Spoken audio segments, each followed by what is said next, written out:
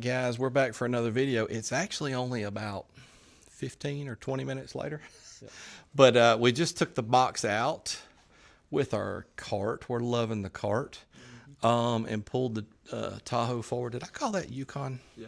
Yeah. So see, look, I've got a Yukon and he's got a Tahoe. So sometimes I get them, I get them mixed around.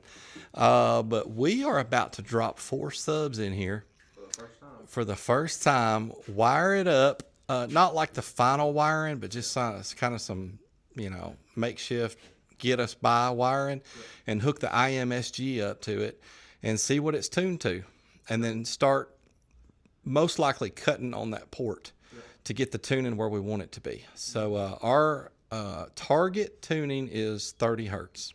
His current box is 30 hertz. He loves how that plays in there because he plays a lot of rebased stuff by DJ Rusticles and Dirty Bass. Yep, Dirty Bass and Rusticles.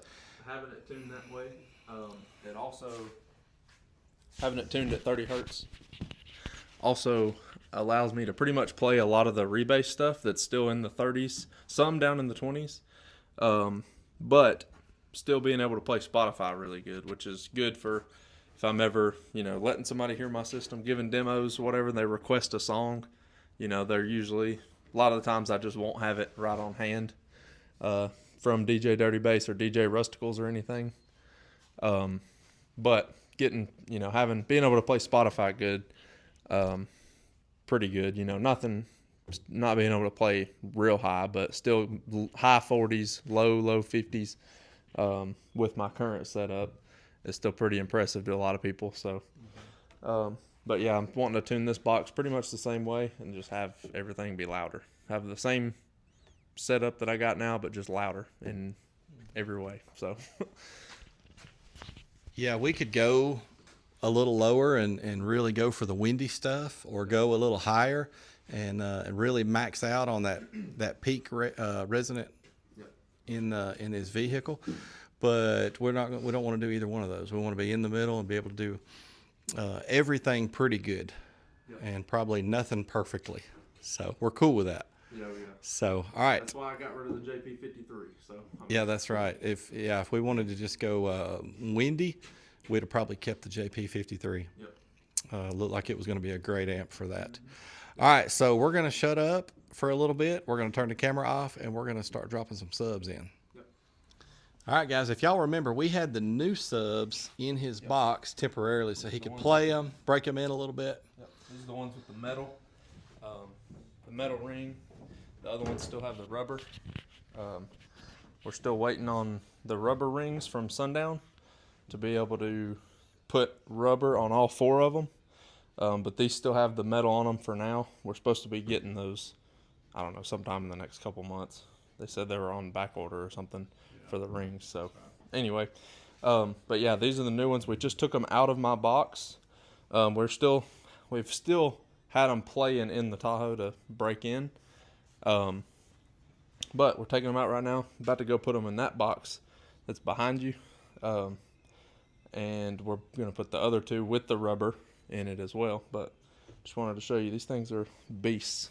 I don't know how well that translates on camera, but these things are heavy, they're big, and they are not fun to play with, but they're fun to hear. So, all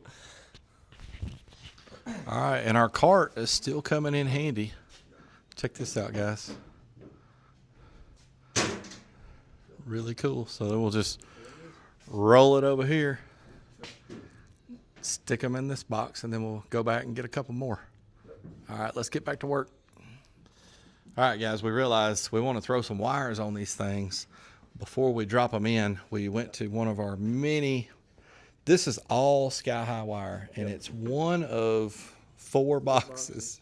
We have a lot of wire on hand at all times. A lot of times we got a ton of speaker wire, but this is all, those 4 boxes are all sky high. We also have other brands of wire and stuff in other spots, just random miscellaneous whatever, but yeah, we have 4 boxes of sky high wire plus a bunch of power wire that you saw in the other video. So yeah, so we're gonna throw a wire on each of the 4 subs, and just run them out the port for now, and then series and parallel and stuff like that outside the box. They're series to themselves currently because that's the way they was hooked up in the other box.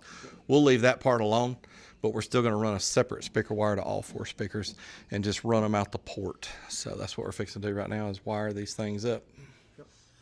All right, guys, we are fixing to drop in the 4th one. You can see the 4 separate speaker wires coming out of the port. Some of y'all understand what it is that we're fixing to do, and some of you probably don't. When I keep talking about the IMSG and we're going to custom tune this thing and all that, but Skylar's fixing to drop in number 4. We're going to watch him.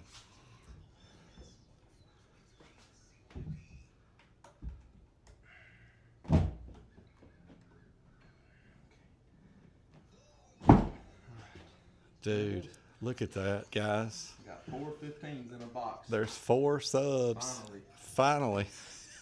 In this box. I've been dreaming about this very moment for years. Yeah. So. Yeah, this is a cool moment for us. All right, we're excited. We're going to shut the camera off and start playing with this thing a little bit. We'll chime back in here in a minute. All right, guys, we've been having some fun here off camera. This has been a blast. We've been a little bit surprised at what we've seen so far. Not that it's way different than we expected. It's actually only a couple of hertz different. And we're within a range that we do need to trim our port a little bit. So it's good. We're good what we're finding here. So I'm going to show you. Skylar drew this out. When checking, some of y'all know all about this, and some of you probably don't. But this cool little meter right here, it sends a frequency to your subs. It monitors the ohm load at the same time, and it gives you numbers based on that. So what you're looking for when you're looking for your tuning, you're going to start out really low. Let's say this down here is, well, we're at 9.5 hertz right now. Let's say this is 9.5 hertz. You're going to see the ohm load rise as the frequency goes up, going this way. You're going to see the ohm load go up to a peak, and then you're going to see the ohm load just drop to a really low ohm load, and then go to another peak. That first drop at your very lowest ohm load, whatever frequency that is at that lowest ohm load, is what your box is tuned to. Now keep in mind, box tuning is completely different than resonant frequency in a vehicle. So I'm going to give Skylar the camera. He's got the mic, and I'm going to show you on the dial what we have already found here. All right.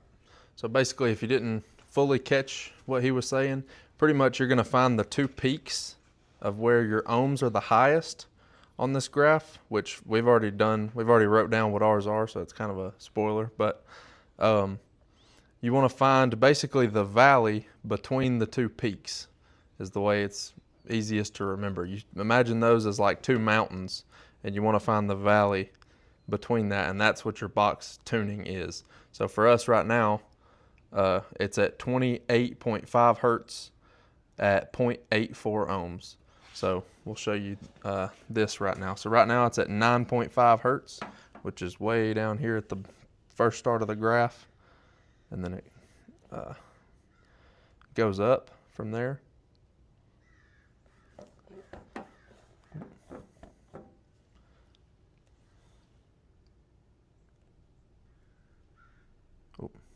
Go back. Let's see that peak there. Yep, about 22.5. Yep, you can go back and forth several times, left and right. Sometimes it's a little different. It just kind of just dial it in. We did this several times off camera. Yeah. You don't want to just roll through one time. Right. But yeah, that first peak was roughly about 22.5 hertz at 2 ohms. I saw a 2.1 a couple times, but that's your first peak there. All right, I'm continuing to increase the frequency by rolling the dial to the right. And you'll see the ohms on the bottom start going down. Yep.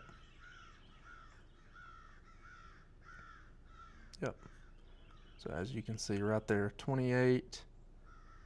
about 28.5 is kind of the middle of where it's at 0.84 ohms, which, like I was saying, that's our valley between the 2 mountains. So that right now currently is our tuning frequency for this box. Let's continue going which- up in frequency. So you'll see the ohms go back up again. Yep.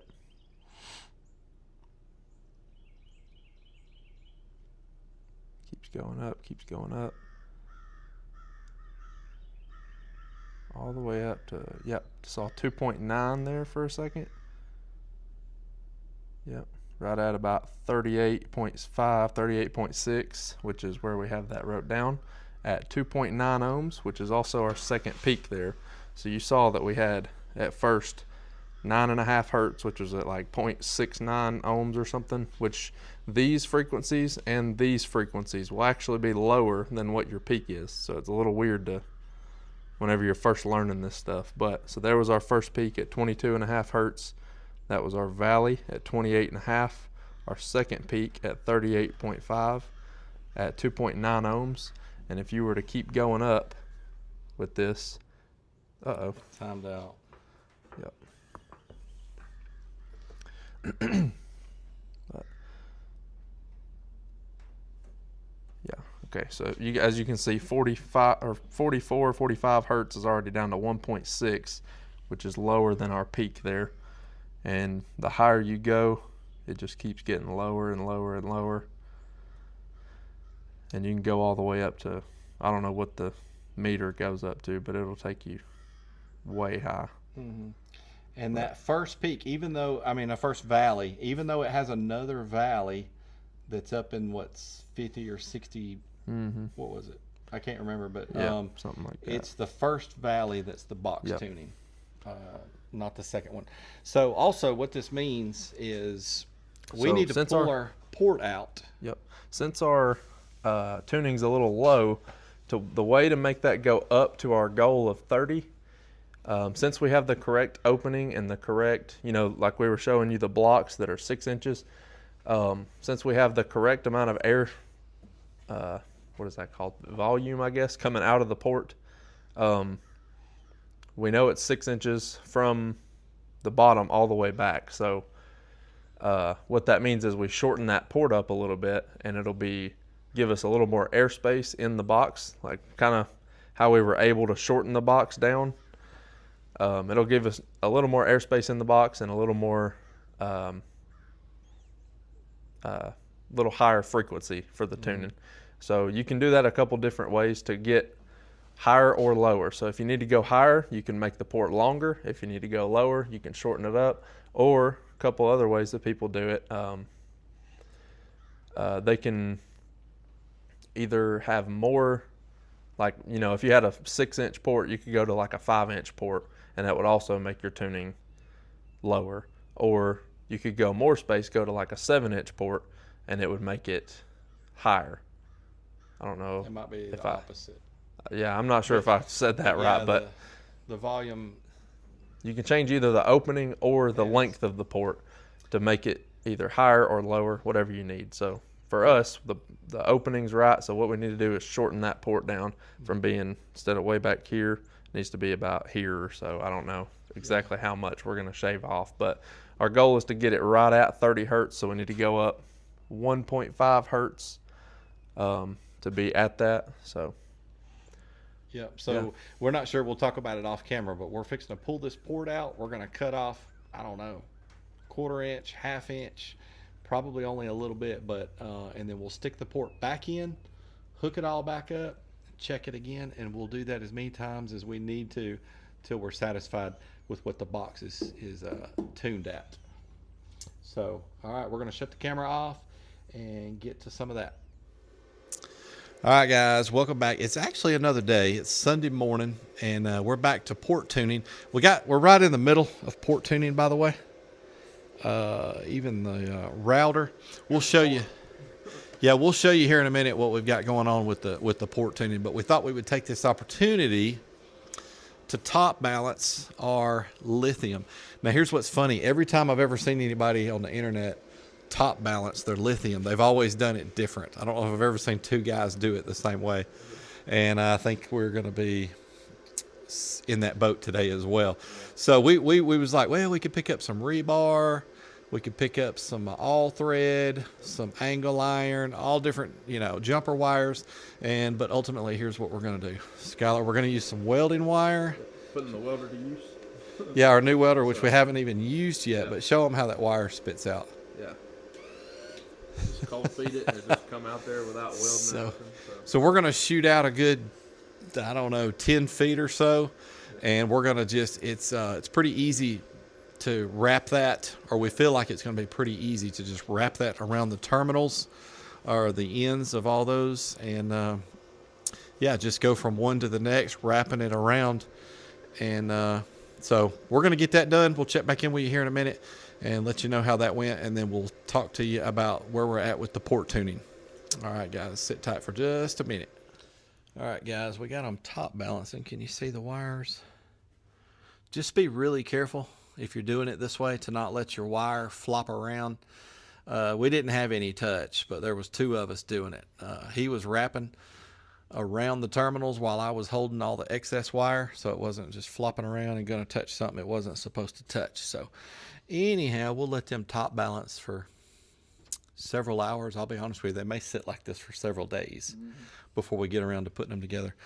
And we've been testing voltages and continuity and stuff like that. So all right, we're fixing to get back to the port. Let me get back around over there. We want to show you what we've come across and where we're at on the port. All right, guys, the port tuning is going pretty well. We're having to make several cuts because we want to be careful not to cut this port too short. But I wanted to pause and kind of show y'all how we're taking this port in and out. We've done this now a good, 5 or 6 times at least. But we got the wires run out of the port. We're running them up here. This is where we're doing all of our testing. So Skylar, let's show them how we put the wires in the port and get them out of the way. Okay. And pull the port out. We normally do this together, but I just want to show you guys. Skylar's going to, you notice we got the stop blocks in there because we've already taken the screws out off camera. They're pretty much just sitting in there for placement reasons so we're not having to hold it while we're screwing it. But you just shove all these wires back in the back of the port. And since this port's so big, 6 inches, we can reach our arm all the way back to the back of the box. So that's really nice. So the next step, you just kind of hold up on the port while you take these top front 2 blocks out. And then you kind of drop the front, lift up on the back, and then you just slide it out. I usually drop it down here, readjust, and then finish pulling it out there. And there it is. Port. All right, pretty cool. And we're cutting off the back side of the port. That's how we're dropping that thing in and out. It's actually way easier and quicker than originally we were going to be taking the back off every time to do this. But pulling it in and out like that, using the stop blocks. And once we're just using the stop blocks to hold it while we put the screws in. After we put the screws in, we pull those stop blocks out. We have measured, and they do actually affect the tuning frequency. So yeah, it's weird. Having the blocks in there or having our arms in there is affecting the tuning of the box. It's really cool to see that on a meter. So, all right, we're fixing to cut off another, what did we decide off this one? I think another 1/2 inch. So. Okay, let's cut off another 1/2 inch. All right, we just cut off another 1/2 inch. The stop blocks on the back are in there. Skylar, that one on the left over there is laying down. Let's stand that one up. We have them in there already. Skylar's going to put it back in himself this time, just to show you. It's a 1/2 inch shorter, fresh cut on that side of the board. This is actually working out. It's very easy, repeatable. It's a lot easier than having to take the back off even. Yeah, it's working out better than we expected. So we got the other 2 stop blocks right there ready to go. Kind of just do everything the opposite of taking it out. You kind of just lift it in the back where it'll sit on the stop blocks. Yep. Push it up in there. And then get it up out of the way. Kind of pull it flush to the front. Put the stop blocks in there.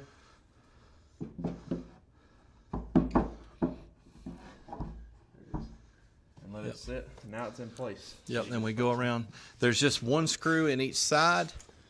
and 2 in the fronts for now, just to have it sitting in place. So Just so we're not having to take out 50 screws every time we do this. right, so that's what that process looks like. Now we're going to pull the wires back out of the port, set them back up here, and see what the tuning is now. All right, guys, we finally got it. It took several cuts, but we are tuned to 30 hertz. And Skylar, let's kind of show a little bit about all the cuts we made. So yeah, we shaved off quite a bit here. We had to learn, like, all right, are we cutting off a 1/4 inch, 1/2 inch? That big one there wound up being an inch and a half, I think. This one, I think, was the first one, 1/4 inch. And then we did, I think, this one.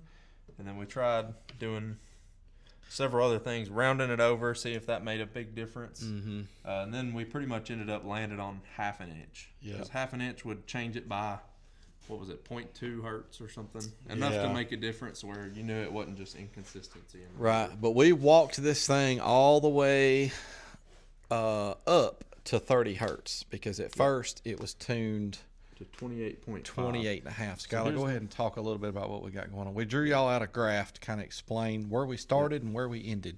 Yeah, so this is the graph I showed y'all before in the other clip. This is your ohms. So like I was talking about, the 2 peaks and the valley here. So this valley is the tuning frequency. This is the first peak.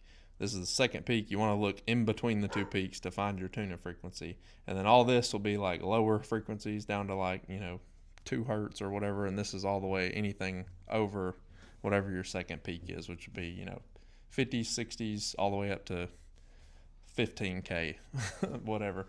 So what we began with was our port being at 27 inches long, 27 and 1/16 inches long, which our first peak was at 22.5 hertz. I'm sorry. Yeah, no, I said the peak was at 22.5. The valley here, which is our tuning frequency, and started at 28.5 hertz. And then our second peak was at 38.5. After we cut all this wood off down here, it ended up being 22.5 inches long. So we cut off 4 9/16, I think is what that comes out to. So. Right over 4.5, which is perfect. That's pretty much what I calculated, and if I did my math right to begin with, we should be right over 16 cubic feet total net in this box after sub displacement, which is perfect. That's exactly what I wanted to be at. Mm-hmm. And we're tuned perfectly at 30.0. So first peak ended up being at 23.6, 1.1 higher on the first peak, which those ended up being fairly inconsistent. They weren't the same every time, so take that with a grain of salt. But this was what you're really looking for. Tuning frequency went from 28.5 up to 30.0. So we had to, you think about that. We took off about 4.5 inches of wood just to change the tuning by 1.5 hertz. Yep. So we got a little lucky that we were pretty close to start with. Yep. Some boxes you could start off being way off. But yeah, it's quite a bit of effort and quite a bit of wood just to change it by that little bit. Yep. So second peak was at 42.3. This was the biggest difference in all that. 38.5 up to 42.3. That's, what is that? 3.8 hertz. So yeah, that was the biggest difference, but those weren't super consistent the whole time anyway. But this is what we're really looking for. And like I said, if my math was correct, we should be right over 16 cubic feet net, and we are at 30.0 hertz on the tuning. So it ended up being perfect, and couldn't have asked for it to be any better, to be honest, especially with shortening up the box, because we definitely could have afforded to do some more if we didn't shorten the box. But since we did shorten the box, I got a little worried. And to be honest, if we wouldn't have shortened the box, it would have been better for the subs. But ideally, it needs to fit in the Tahoe, right? So we shortened it 2 inches, and yeah, everything. Did we talk about the round over and stuff? I don't think so. So we did end up rounding over the back of the port. It's in there right now, so it'll be kind of hard to show you.